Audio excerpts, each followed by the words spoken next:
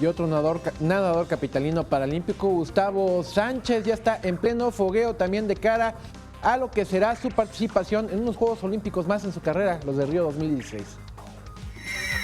El máximo medallista de México en Londres 2012, el capitalino Gustavo Sánchez, se prepara para enfrentar los últimos 6 meses de preparación rumbo a Río 2016, justa en la que tiene como objetivo refrendar las 4 preseas conseguidas en los pasados Juegos Paralímpicos. El ganador de 4 preseas doradas y una de plata en los Juegos Parapanamericanos Toronto 2015, detalló que ya tiene programado los próximos campeonatos y eventos de fogueo, previo a su segunda cita paralímpica. Respecto a su actuación en el último selectivo de paranatación, que se realizó en Mérida, Yucatán, reconoció que tuvo deficiencias debido a una lesión originada en el lugar de la competencia tras un fuerte golpe que le impidió continuar contendiendo.